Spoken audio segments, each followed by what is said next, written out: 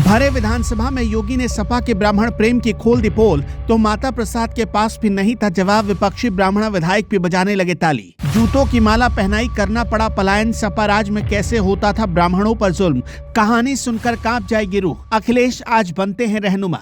वाराणसी में संतों को सड़क पर घसीटा तो इटावा में ब्राह्मणों का मुंह काला किया। असली समाजवादी चेहरे के पीछे ब्राह्मण विरोध का सच अब खुला है। विधानसभा में जब मुख्यमंत्री योगी आदित्यनाथ ने नेता प्रतिपक्ष माता प्रसाद पांडे के सामने ब्राह्मणों की स्कॉलरशिप का सवाल फेंका तो समाजवादी पार्टी का चेहरा बेनकाब हो गया, जिसे उन्होंने सालों से प्रभुत्व सम्मेलनों के पीछे छिपा रखा था। योगी जी का वो एक सवाल दरअसल उस षड्यंत्र पर वार था जो सपा के शासनकाल में ब्राह्मणों के खिलाफ नफरत के रूप में बहती थी। सच्चाई तो यह है कि उत्तर प्रदेश में जब जब समाजवादी पार्टी की सरकार आई तब तब ब्राह्मणों के स्वाभिमान को जूतों के नीचे कुचला गया। एक दौर था जब सतीश चंद्र मिश्रा ने एक बार टाउन हॉल के मैदान में चिल्ला कर कहा था कि समाजवादी पार्टी के शासन में ब्राह्मणों पर जुल्म करना सत्ता का आधिकारिक धर्म बन चुका है। उन्होंने उस काली तारीख की याद दिलाई जब मई 2013 में इटावा के भीतर एक ब्राह्मण परिवार की महिला और मासूम बच्चों को जूतों की माला पहनाई गई थी। उनके चेहरे पर कालिख पोत कर उन्हें सरेआम सड़कों पर घुमाया गया था। एक मुख्यमंत्री के तौर पर अखिलेश यादव ने उस वक्त जो घृणा दिखाई वो आज भी ब्राह्मण समाज के कलेजे में चुभती है। जब उन्होंने इतने बड़े अपराध को छोटी मोटी घटना कहकर टाल दिया था। इतिहास बताता है सपा के हाथ ब्राह्मणों के खून से रंगे हैं। 2004 की उस घटना को भी याद करिए जब कन्नौज के कसावा गांव में भाजपा के बूथ प्रमुख नीरज मिश्रा की निर्मम हत्या कर दी गई। सपा के गुंडों ने एक ब्राह्मण नौजवान को सिर्फ इसलिए मार दिया क्योंकि वो उनकी सत्ता के खिलाफ सर उठाकर खड़ा था। आज तक उस परिवार को न्याय नहीं मिला और न ही अखिलेश यादव ने कभी माफी मांगी। वाराणसी के उन संतों और छोटे छोटे बटुकों का क्या कसूर था जिन्हें अखिलेश सरकार की पुलिस ने सड़कों पर घसीट कर लाठियों से पीटा था।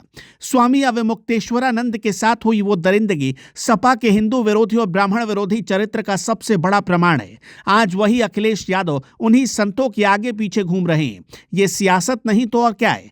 आंकड़े उठाकर देख लीजिए। सपा के राज में सिर्फ अपराधी ही नहीं फले फूले बल्कि ब्राह्मण समाज को प्रताड़ना भी मिली। जून 2025 में इटावा के दांदरपुर में जब यादव कथावाचक से विवाद हुआ तो अखिलेश यादव ने अपनी नफरत की सारी सीमाएं लांघ दी ब्राह्मणों के खिलाफ।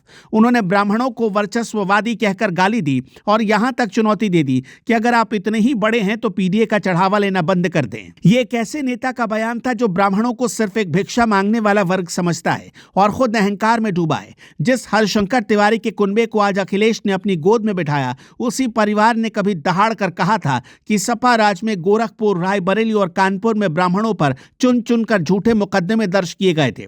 सपा सरकार के 2012 से 2017 के कार्यकाल में दंगों की जो आग लगी उसमें सबसे ज्यादा घर ब्राह्मणों के जले। अगस्त 2016 की इंडिया टुडे की रिपोर्ट आज भी गवाही है कि कैसे बिजनौर में हिंदू रीति रिवाजों को मानने वाले ब्राह्मण परिवारों को अपनी जान और इज्जत बचाने के लिए घर छोड़कर पलायन करना पड़ा था।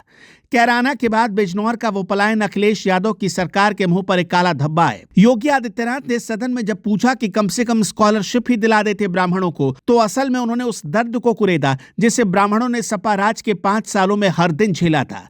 आज जो लोग ब्राह्मणों के सम्मान की बात कर रहे हैं उनके राज में ब्राह्मणों को जूतों की माला पहनाई जाती थी और संतों को सड़कों पर लहूलुहान किया जाता था। योगी आदित्यनाथ ने विधानसभा में न सिर्फ माता प्रसाद पांडे को जवाब दिया बल्कि सपा के उस फर्जी नैरेटिव की धज्जियां भी उड़ा दी जो सिर्फ वोटों के फसल को काटने के लिए बोया गया था। अब उत्तर प्रदेश का ब्राह्मण समाज जाग चुका है और वो जूतों की माला और बिजनौर के पलायन का हिसाब आज नहीं तो कल जरूर लेगा। खैर, योगी आदित्यनाथ ने कैसे विधानसभा में समाजवादी पार्टी के सबसे बड़े ब्राह्मण चेहरे को करारा जवाब दिया और कैसे समाजवादी पार्टी का असली चरित्र खोल कर रख दिया, उसे आप सुनिए और अपनी राय देना इस वीडियो पर मत भूलिएगा।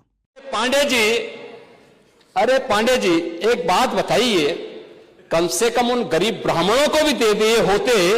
जो गरीब ब्राह्मण बेचारे जो हैं, जो गरीब ब्राह्मण स्कॉलरशिप नहीं पाते हैं, संस्कृत पढ़ने वाले गरीब ब्राह्मण जीने तो पावे। नहीं, मैं वही कह रहा हूं ना, नहीं दिए। तो यही मैं पूछ रहा हूं कि आप लोग तो उन गरीबों पर भी अत्याचार किए।